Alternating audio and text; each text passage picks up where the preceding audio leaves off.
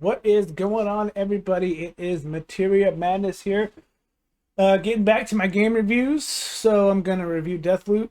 I just beat that game last week. I had some issues that kind of caused me to get a little backtrack, but um, I beat it last week, and it is a fantastic game. I will put that out there right at the beginning.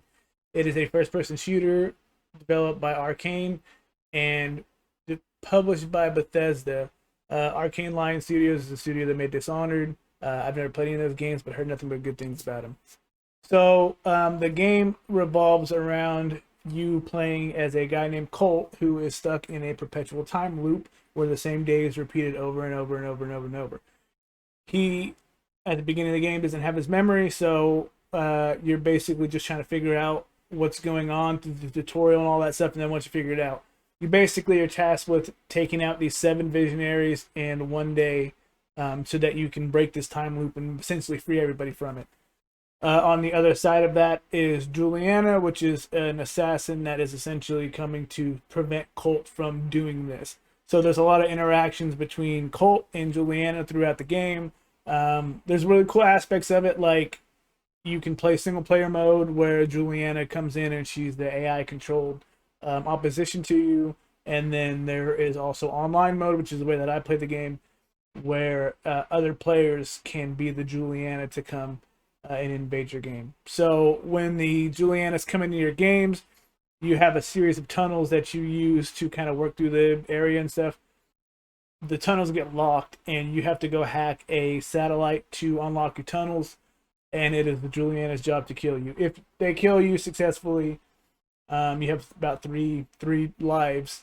If they kill you successfully, then you're basically gonna start over. You start the day over. So with that, I will get into the pros. So what I really liked about this game, I really liked the powers.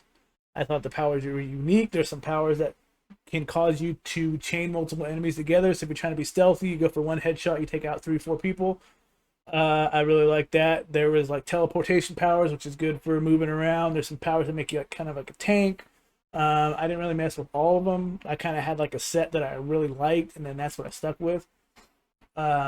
Another thing I liked was the gunplay. I feel like the gunplay was like a really smooth, and I had a really good time going through it and like learning all the layouts and the map design too. I will say, throughout the whole time that I played, I was always finding a new route, a new door, a new something that I didn't find before.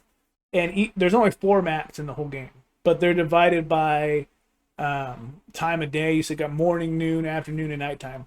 Depending on what time you are visiting said map, there may be certain doors open, there may be certain activities going on. So it really changes the way you maneuver around the map depending on what's going on or what time of day you go in them. So that's a really cool aspect of it that I really liked. So I caught myself always finding pathways and stuff at different times of day, like to get around to do what I need to do. Sometimes it required me to be more stealthy. Sometimes it required me to just go in guns blazing. But yeah, it was very fun for a roguelike game, especially. It was nice. So another thing that I really liked was just the general story.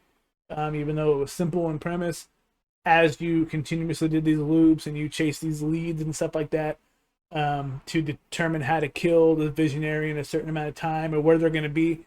There's a lot of dialogue between Juliana and Colt. There's recordings that you pick up. There's notes that you pick up.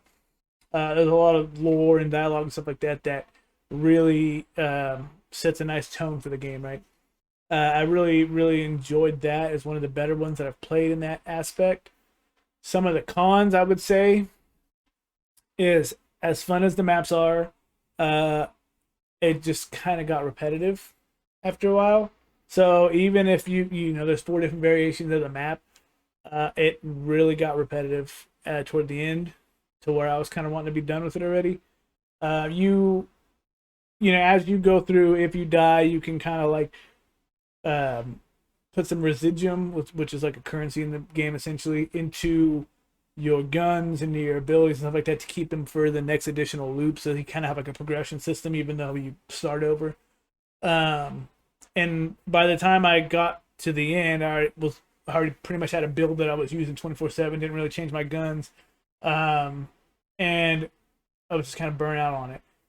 As good as the story can be, at times it really kind of drug out. So to go back to the leads thing, right? You may have, like, let's say the scientist Wenji, right? She may be only available to kill at in this map in the morning, right? So then you go to that map in the morning, you kill her. Then you find out you can get her to a different map at a different time of day, so you start chasing this lead. Well, chasing that lead requires you to do multiple runs essentially and go through different times of the day to find little pieces of information that will lead you to getting Wenji to where the game wants you to her to be, so that you can complete the mission in a day. Which, I mean, it's good progression and stuff like that, but it just got old when I would have to boot up a level, go through it, and then for a notebook, it took me 4 minutes to get from the start to the notebook to back. And then it's a waste of the day there. And then I got to go back, and sometimes you go to the next day cycle and there's nothing going on that day. So then you're just got to keep cycling through, and then you lose the residuum. You lose like whatever trinkets you may have picked up that you might not have enough residuum for to really keep going. So that was kind of disappointing. The AI in the game is definitely not the greatest. You could shoot somebody in the head, and the AI next to them may or may not respond to it. If they do, they may just look over and go, huh. Which, it's funny, they have some kind of dialogue around that, like, oh, hey, see you tomorrow, whatever. It's kind of funny, but it's they weren't the greatest. And then especially getting away from them, it was like really, really easy just to kind of like take off. I would like shoot a couple, get in a pickle, just teleport away a couple times, and then hide like in a corner, and then they're all back to where they were before. So and it's very predictable. And what I didn't like, it was stays on the topic of the NPCs, was that they were like always in the same spot. I mean, I get it, it's like a loop, you know, but I feel like that game would have benefited from a little bit of variation in terms of like patrol patterns and stuff like that.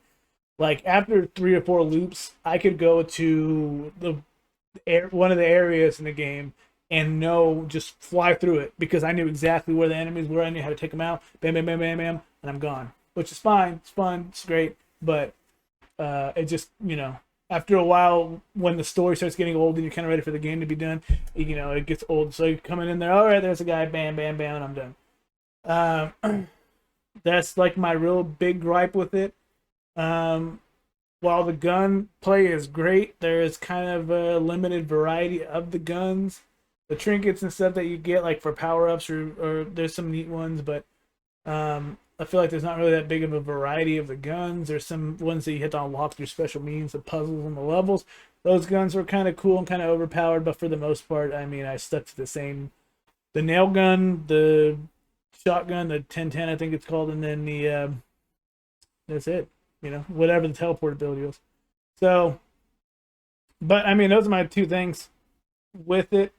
I tried to get online after I beat it, like as the Juliana stuff. I was having a lot of connection issues, so I don't know if that's like a server issue or there's not many people playing the game anymore. But I was having issues, so there's that to note if you do try to connect.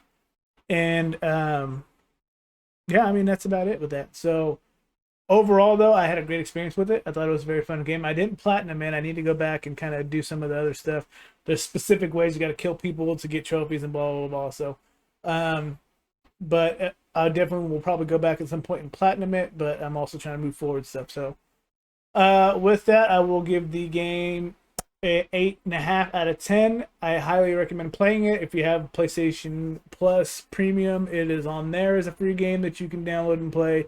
I believe it's on the Xbox Game Pass. So, yeah, I highly recommend the game. And that's about it. So if you like what you see, please feel free to like, comment, let me know your thoughts. Maybe you loved the game, maybe you hated it, maybe you had a different opinion on some of the stuff I did, but I'd love to hear it from you guys. So with that, you guys have a good night. Bye.